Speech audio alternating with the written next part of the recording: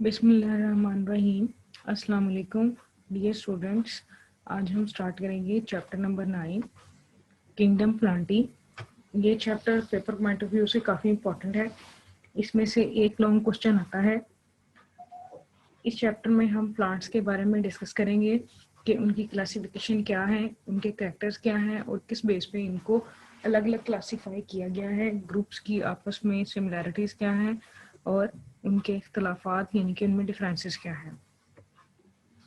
Classification of plantae. There are two broad categories in kingdom plantae. जब हम kingdom Plantae को classify करते हैं तो हम दो ब्रॉड कैटेगरीज इस्तेमाल करते हैं। एक नॉन वास्कुलर प्लांट्स हैं और एक वास्कुलर प्लांट्स हैं। The non vascular plants are lie under division bryophyta. जितने भी नॉन वास्कुलर प्लांट्स हैं यानी कि ऐसे प्लांट्स जिनके अंदर जाइलम और फ्लोएम नहीं पाया जाता, वो डिवीजन ब्रायोफाइटा में लाई करते हैं और वास्कुलर प्लांट्स डिवीजन ट्रैकियोफाइटा में लाई करते हैं। यानी कि ऐसे प्लांट्स जिनके अंदर जाइलम और फ्लोएम मौजूद है उन्हें हम वास्कुलर प्लांट्स कहते हैं और ये ट्रैकियोफाइटा डिवीजन में लाई करते हैं। These divisions are also subdivided into subdivisions, classes, subclasses and other taxonomic ranks. फिर डिवीजन ब्रायोफाइटा और डिवीजन ट्रैकियोफाइटा को मजीद छोटी छोटी डिवीजन्स में, क्लासेस में और सब क्लासेस और इससे भी छोटे छोटे रैंक्स में डिवाइड किया गया है, जिनको हम फर्दरली पढ़ेंगे। The importance of classification of kingdom plantae is that this grouping is not according to any specific system of classification. कि ये ग्रुपिंग जो हमने अभी ऊपर पढ़ी है और मज़ीद पढ़ेंगे, ये किसी ख़ास सिस्टम के तहत नहीं की गई, लेकिन हमें ये पौधों के मुख्तलिफ ग्रुप्स के दरमियान में मुशाबहत और इख्तलाफात के बारे में बताती है कि इनके दरमियान में क्या डिफरेंसेस हैं, क्या सिमिलैरिटीज़ हैं और वो किस तरीके से एक दूसरे से लिंक कर रही हैं। An outline of classification of kingdom plantae according to the book is given here. Division Bryophyta, non-vascular plants, they are subdivided into 3 groups. इनको मजीद 3 ग्रुप्स में डिवाइड किया गया है। हेपेटिकोप्सिडा, जिसका कॉमन नेम लिवरवर्ट्स है, मस्की या ब्रायोप्सिडा, जिसका कॉमन नेम मॉसेस है, एंथोसिरोप्सिडा, जिसका कॉमन नेम हॉर्नवर्ट्स है। ट्रैकियोफाइटा is divided into 4 subdivisions. इसमें 4 सबडिवीजन लाई करती हैं। फर्स्ट ऑफ ऑल सिलोप्सिडा, जिन्हें हम विस्क फर्न्स भी कहते हैं, ये प्रिमिटिव प्लांट्स हैं। Lycopsida, these are club mosses. स्फिनोप्सिडा, these are horsetails. Pteropsida, जिसमें फर्न्स और सीड प्लांट्स दोनों ही इंक्लूडेड हैं। सब डिवीजन टेरोप्सिडा को मजीद क्लासेस में डिवाइड किया गया है, जो कि 3 सब क्लासेस यहाँ पर मौजूद हैं। First of all Filicinae. Filicinae में फर्न्स आ जाते हैं, जितने भी प्लांट्स फर्न्स हैं वो सब के सब फिलिसिनी के अंडर डिस्कस होते हैं। Class Gymnospermae, these are naked seeded plants, कि इनमें सीड्स तो हैं लेकिन नेकेड है, यानी कि they are not enclosed inside the fruit. ये फ्रूट के अंदर इनक्लोज नहीं होते, जिस तरह चिलगोजे, बादाम वगैरह। Class angiospermae, these are flowering plants, ये फ्लावरिंग प्लांट्स हैं, इनमें फूल लगते हैं और फूल लगने के साथ साथ इनमें फ्रूट भी बनता है और इनके सीड फ्रूट के अंदर कवर हुए होते हैं। डिवीजन ब्रायोफाइटा, पहले हम डिवीजन ब्रायोफाइटा के बारे में पढ़ेंगे। Division bryophyta non vascular plants हैं, ऐसे पौधे जिनके अंदर जाइलम और फ्लोएम, जिन्हें हम वास्कुलर टिश्यूज कहते हैं, वो मौजूद नहीं होते। Bryophytes. The members of Divian Bryophyta are called bryophytes, first plants to colonize land. Bryophytes हम डिवीजन ब्रायोफाइटा के तमाम प्लांट्स को कहते हैं जो इस डिवीजन में लाई करते हैं। मेंबर्स या प्लांट्स, उन्हें हम ब्रायोफाइट्स कहते हैं। ब्रायोफाइट्स पहले पौधे थे जिन्होंने जमीन पे रहना स्टार्ट किया था या जमीन की तरफ ये मुंतकिल होना शुरू हुए थे। Evolution, they are evolve from green algae. कुछ साइंसदान ये सोचते हैं कि ये ग्रीन एल्गी से इवॉल्व हुए हैं, यानी कि ग्रीन एल्गी में मजीद चेंजेस आई और चेंजेस आने के बाद ये प्लांट लैंड पे ग्रो करने लग गए और ब्रायोफाइट्स में चेंज हो गए। Occurrence, they are poorly adept to live on land, ये जमीन पर अच्छे तरीके से नहीं रह सकते, मतलब इन्हें रहने के लिए कोई ना कोई पानी की जरूरत है, या पानी डैम्प प्लेसेस या शेडी प्लेसेस होनी चाहिए जहां पर दर्जा हरारत कम हो, नमी हो। ये उन जगहों पे रहते हैं, इस वजह से ये ज़मीनी इन्वायरमेंट में जो एक टिपिकल सॉइल इन्वायरमेंट है उसमें ये रिलाई नहीं कर सकते, वहां पे ये स्टे नहीं कर सकते। Tissues, they are divide of specialise conducting tissues and strengthening tissues. Conducting tissues में जाइलम और फ्लोएम आ जाते हैं, जिन्हें हम वास्कुलर टिश्यूज कहते हैं। तो डिवाइड का मतलब होता है महरूम, कि ये इनमें स्पेशलाइज कंडक्टिंग टिश्यूज भी नहीं है और स्ट्रेंथिंग टिश्यूज भी नहीं है, ना इनमें जाइलम है ना इनमें फ्लोएम है। Transportation. The process of division and osmosis helps in the transportation of water and minerals as well as in transportation of prepared food and other substances. अब अगर इनमें वास्कुलर टिश्यूज नहीं है, जाइलम भी नहीं है और फ्लोएम भी नहीं है, तो इनमें ट्रांसपोर्टेशन कैसे होती है, यानी कि ये अपना फूड एक जगह से दूसरी जगह कैसे सप्लाई करते हैं, या फिर ये अपनी वाटर की अपटेक कैसे करते हैं।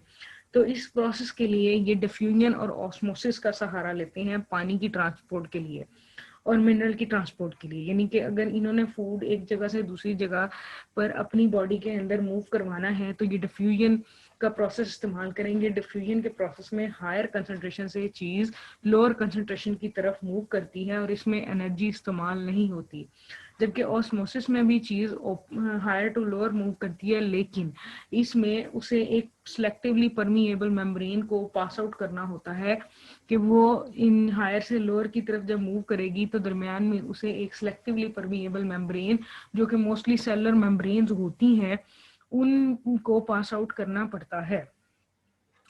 Cuticle, they have a proper or a very thin cuticle on the plant body. इनकी प्लांट बॉडी के ऊपर एक प्रॉपर या फिर बहुत ही बारीक क्यूटिकल की लेयर होती है। क्यूटिकल जैसा कि हमने प्रीवियस लेक्चर्स में पढ़ा था कि it is made up of protein, ये प्रोटीन से मिलकर बनी होती है और ये एक लेयर होती है जो कि प्लांट को बचाती है बाहर के एडवर्स इन्वायरमेंट से। तो इन प्लांट्स के ऊपर या तो कुछ प्लांट्स में प्रॉपर क्यूटिकल होगा, उसकी थिकनेस बिल्कुल मेंटेन होगी, लेकिन कुछ प्लांट्स में बहुत बारीक होगा, ना होने के बराबर होगा। Water absorption, the water is absorbed by the general surface of the plant. पानी को ये जनरल सरफेस से एब्जॉर्ब कर सकते हैं, यानी कि इनके पास कोई खास स्ट्रक्चर्स नहीं है जिनके जरिए ये वाटर को एब्जॉर्ब करें। जिस तरह आमतौर पे हम प्लांट्स में देखते हैं कि रूट्स मौजूद होती हैं, इनके पास कोई खास स्ट्रक्चर नहीं है। तो इनकी यहाँ पर हम देख सकते हैं कि बॉडी के ऊपर वाटर ड्रॉप्स हमें नजर आ रहे हैं, तो ये अपनी जनरल सरफेस के जरिए वाटर को एब्जॉर्ब करते हैं। Amphibians of the plant world, bryophytes को हम एम्फीबियंस भी कहते हैं प्लांट वर्ल्ड के। एम्फीबियन का मतलब होता है दोगुला, यानी कि जो दो इन्वायरमेंट में रहे, किसी एक इन्वायरमेंट में ना रह सके। They can not live away from water, they need water for reproduction. रहते तो ये जमीन में है, लेकिन ये उस जमीन में होते हैं जहाँ पे पानी मौजूद हो, ये पानी के बगैर नहीं रह सकते। उसकी रीजन ये है कि इन्हें अपनी रिप्रोडक्शन के लिए पानी की बहुत सख्त जरूरत होती है। इस वजह से ये जमीन पर रहने के साथ साथ इन्हें पानी की जरूरत होती है, इसलिए ये पानी से दूर नहीं रह सकते। ये ज्यादातर किसी नहर के किनारे या फिर ऐसी जगह जहाँ पर पानी की नदी या कोई नाला जहाँ पर मौजूद है उसके इर्द गिर्द के जगहों पर होंगे जहाँ पर पानी या नमी मौजूद हो। जहाँ नमी नहीं होगी वहां पर ब्रायोफाइट्स सर्वाइव नहीं कर सकेंगे। Flower, they are non vascular flowerless plants, इनमें फूल भी नहीं लगते।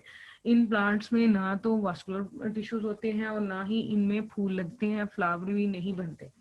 अल्टरनेशन ऑफ जनरेशन, अब प्लांट्स की बात हो रही है तो प्लांट्स में अल्टरनेशन ऑफ जनरेशन होती है।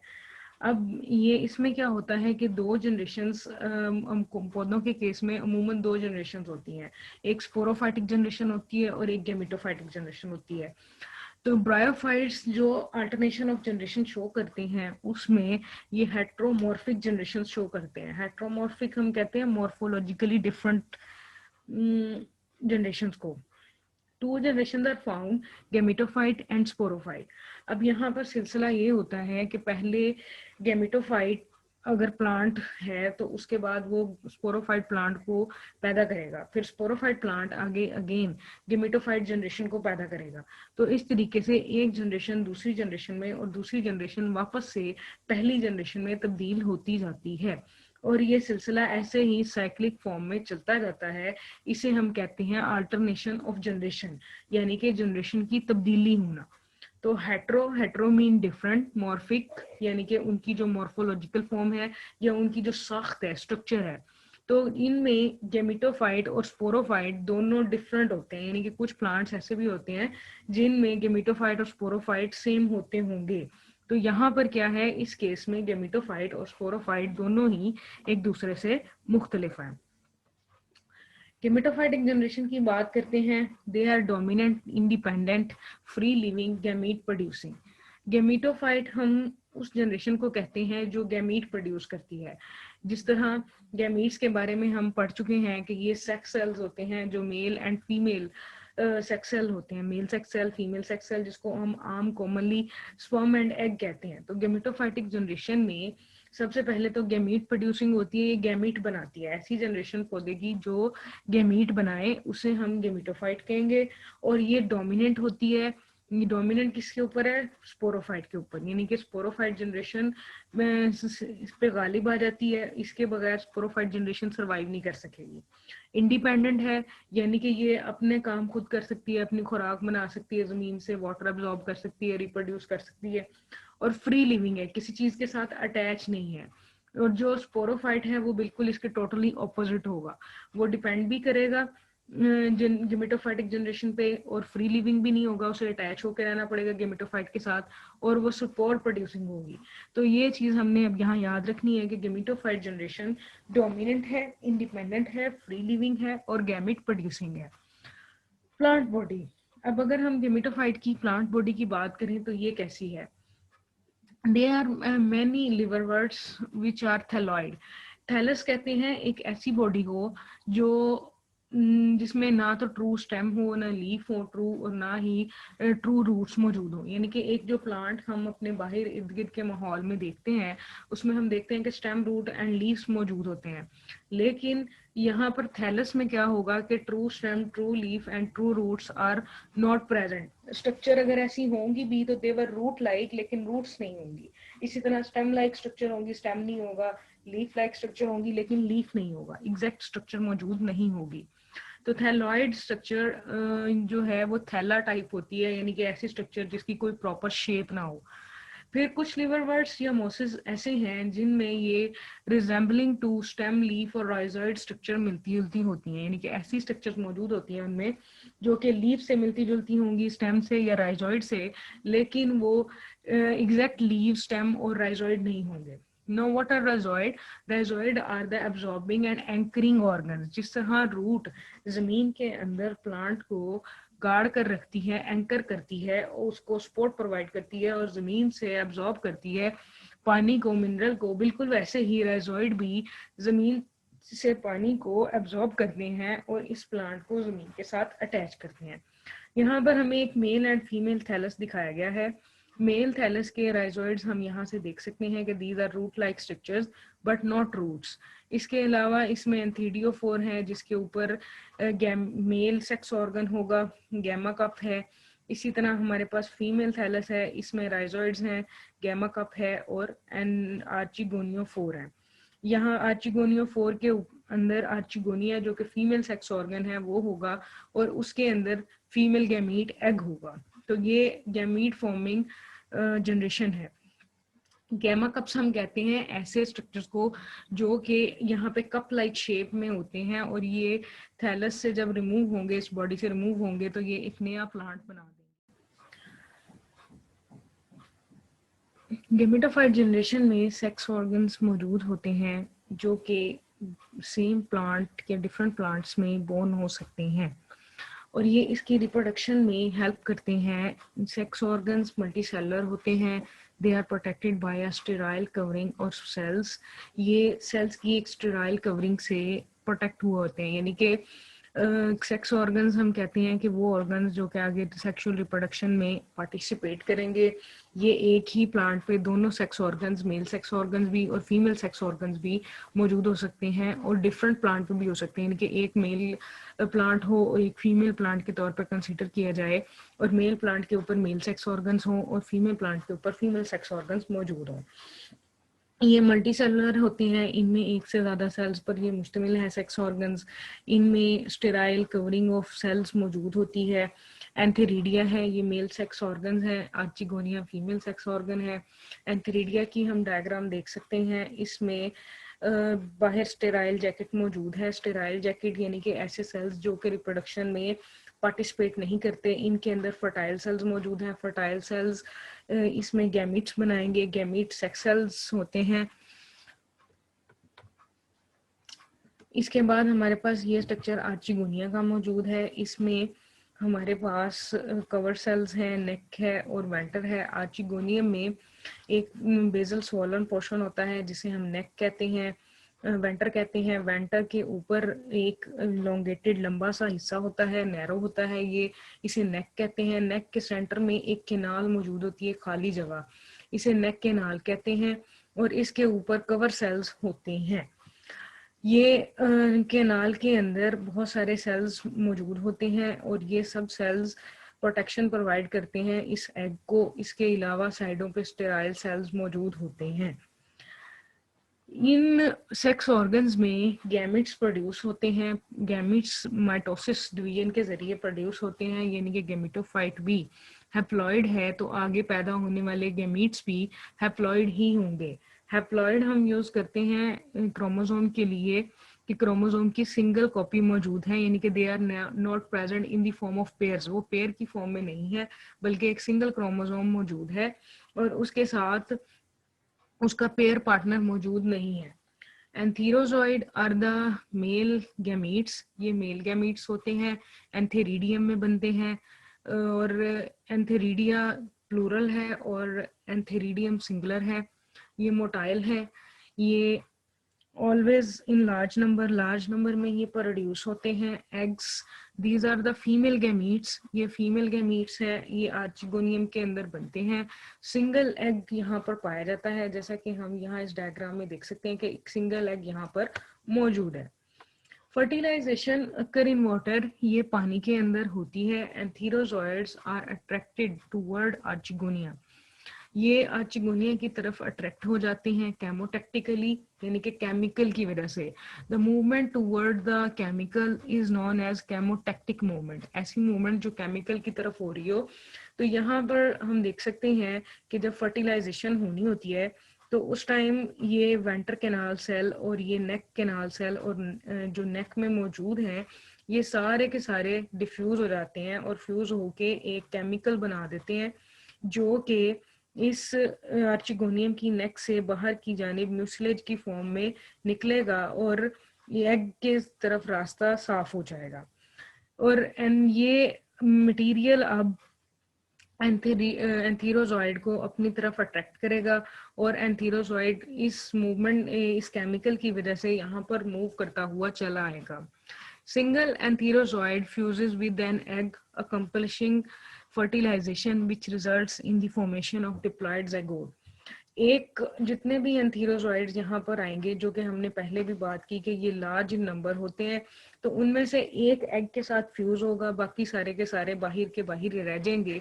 और जब दो गैमीट्स आपस में मिलते हैं, यानी कि एंथीरोजॉइड जो कि हैप्लॉइड है और आर्चिगोनिया जो अगेन जिसमें वो भी हैप्लॉइड है, और एग और एंथीरोजॉइड दोनों हैप्लॉइड हैं, लेकिन जब ये दोनों आपस में यूनाइट हो जाएंगे तो ये एक जाइगोट बनाएंगे और जाइगोट डिप्लॉइड होगा।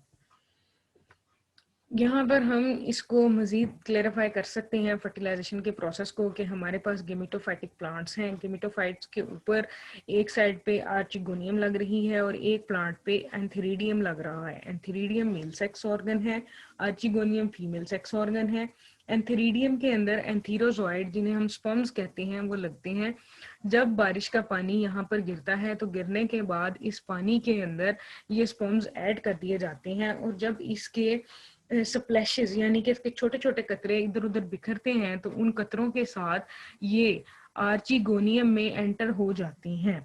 रेनी सीजन के दौरान आर्चिगोनियम के ये सेंट्रल सेल्स जो कि वेंटर और नेक कैनाल सेल्स हैं, ये सारे फ्यूज होके इससे बाहर निकलना शुरू हो जाते हैं और ये इनको अपनी तरफ अट्रैक्ट करते हैं, जिसके नतीजे में एंथीरोजॉइड इनकी तरफ मूव करते हैं और मूव करने के बाद ये इसके अंदर एक एंथीरोजॉइड एंटर हो जाएगा और ये इस एग के साथ आके यूनाइट हो जाएगा। इनकी यूनियन के बाद एक जाइगोट बनेगा और फर्टिलाइजेशन का प्रोसेस होगा।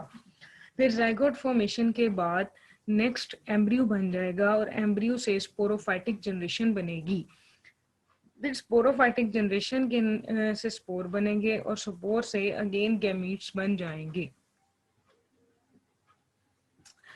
zygote retain within the archegonium for some time, ये कुछ वक्त के लिए आर्चिगोनियम में मौजूद रहता है और ये डिप्लॉयड है, यानी कि इसमें 2 double copy of chromosome present है। एक कॉपी जो एग से आई थी और एक कॉपी जो स्पर्म यानी कि एंथीरोजॉइड से आई है, इसलिए जाइगोट डिप्लॉयड है। इसमें 2 कॉपीज ऑफ क्रोमोसोम प्रेजेंट है। अब ये जाइगोट यहाँ पर कुछ अरसे के लिए रेस्ट करेगा इस आर्चिगोनियम में। ये ग्रीन पार्ट आर्चिगोनियम है, फीमेल सेक्स ऑर्गन है।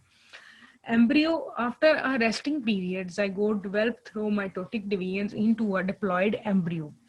zygote वैसे तो एक सिंगल सेल होता है, zygote एक सिंगल सेल को कहते हैं और ये सिंगल सेल 2 सेल्स के यूनियन से बनता है। zygote में फिर डिवीजन स्टार्ट हो जाती हैं, कुछ टाइम के लिए रेस्ट करता है, रेस्ट करने के बाद इसमें डिवीजन स्टार्ट होती हैं, इसका साइज बड़ा होना शुरू हो जाता है और जैसे जैसे साइज बड़ा होता जाता है ये अब एम्ब्रियो में चेंज होने लग गया है। जैसे कि हम इस डायग्राम में देख सकते हैं कि जाइगोट का साइज छोटा है और एम्ब्रियो का साइज बड़ा है। एम्ब्रियो भी जाइगोट से चूंकि माइटोटिक डिवीजन के नतीजे में बना है, इसलिए ये डिप्लॉयड होगा, इसमें भी 2 कॉपीज ऑफ क्रोमोसोम मौजूद होंगी। फिर ये एम्ब्रियो चेंज हो जाएगा इनटू अ स्पोरोफाइट और वो भी माइटोटिक डिवीजन के जरिए होगा, इसलिए स्पोरोफाइट 2n बनेगा। स्पोरोफाइटिक जनरेशन नेक्स्ट प्रोड्यूस होगी जो कि स्पोर प्रोड्यूसिंग होगी। ऐसी जनरेशन प्लांट्स की जो स्पोर को प्रोड्यूस करती है उसे हम स्पोरोफाइटिक जनरेशन कहते हैं। ये गेमेटोफाइट से बनती है। ये लेस कॉन्स्पिकुअस जनरेशन है। ब्रायोफाइट के केस में स्पोरोफाइट जनरेशन लेस कॉन्स्पिकुअस होती है, यानी कि ये बहुत ज्यादा प्रोमिनेंट नहीं होती, जबकि गेमेटोफाइट बहुत ज्यादा प्रोमिनेंट था। It partially or totally dependent upon gametophyte for its nutrition. ये अपनी खुराक के लिए पूरी तरह से या फिर जुज़वी तौर पर गेमेटोफाइट पे डिपेंड करती है और ये इससे फीड हासिल करती है। जैसा कि हम यहाँ देख सकते हैं गेमेटोफाइट ग्रीन कलर का है, स्पोरोफाइट ग्रीन कलर का नहीं है, यानी कि अपनी फीड खुद तैयार नहीं कर सकता। ये इसके पास लीफ मौजूद है, गेमेटोफाइट के पास लीफ लाइक स्ट्रक्चर, ट्राइजॉइड भी है, जबकि स्पोरोफाइट में फूट, सीटा और कैप्सूल होते हैं। फूट यहाँ पर मौजूद होता है, फुट इसको अटैच करता है गेमेटोफाइट के साथ, इस जगह पर ये मौजूद होता है और ये फूड को एब्जॉर्प्शन करने में हेल्प करता है। सीटा एक स्टॉक होती है लंबी सी जो बाहर आ जाती है और इसके आगे कैप्सूल लगा होता है और इस कैप्सूल में स्पोर्स मौजूद होते हैं। अब स्पोरोफाइटिक जनरेशन में रिप्रोडक्शन इस तरीके से होती है कि ये स्पोरोफाइटिक जनरेशन खुद डिप्लॉयड होती है, लेकिन ये होमोस्पोरस होती है। Homo mean same, sporous mean spore.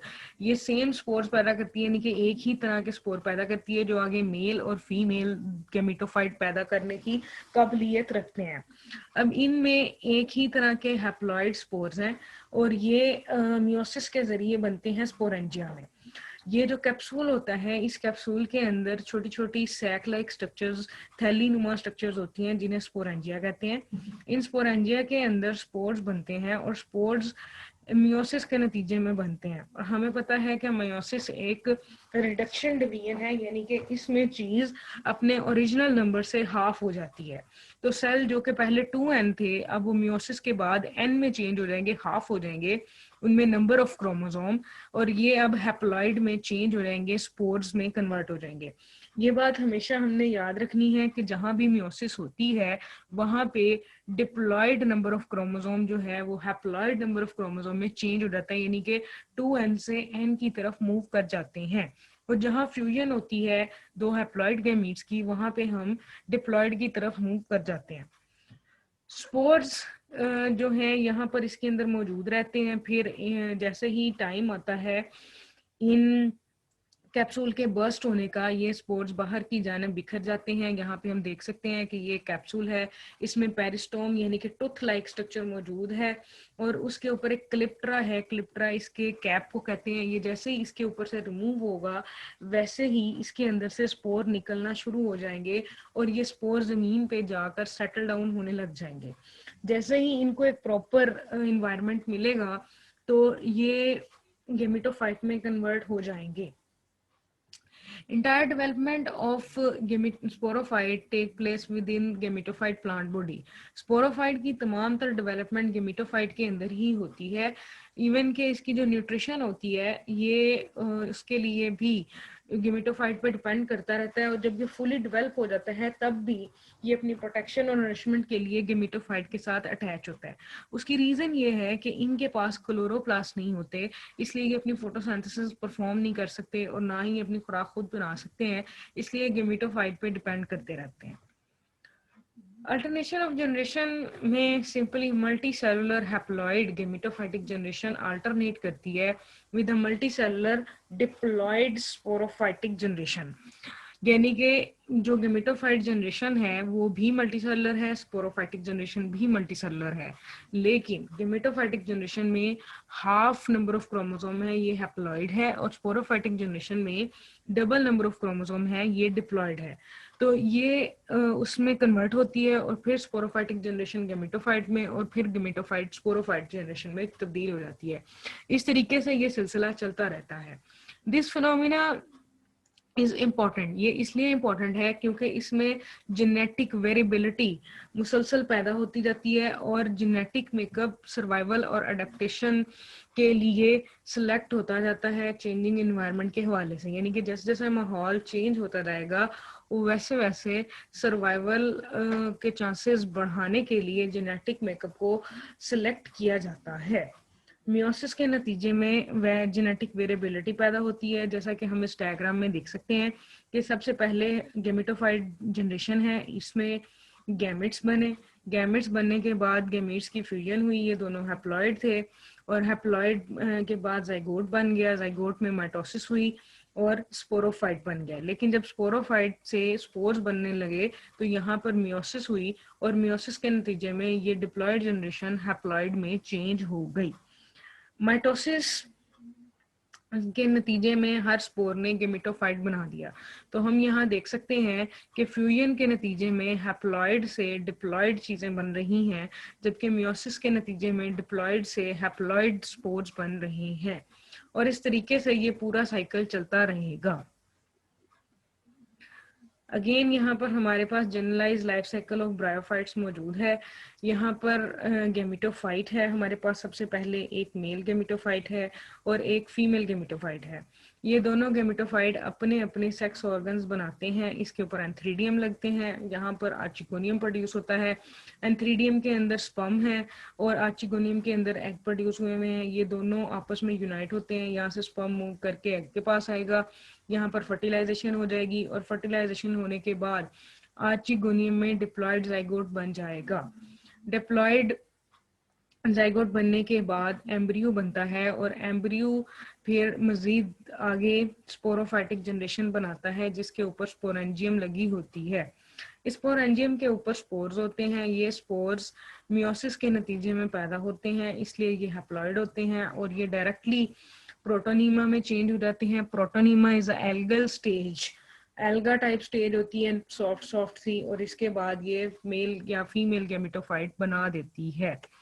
तो इस तरीके से ये लाइफ साइकिल मूव करता जाता है और जिसमें गेमेटोफाइट हैप्लॉइड होता है, यानी इसके अंदर हाफ नंबर ऑफ क्रोमोसोम होते हैं, और स्पोरोफाइट डिप्लॉइड होता है और इसमें डबल नंबर ऑफ क्रोमोसोम मौजूद होते हैं।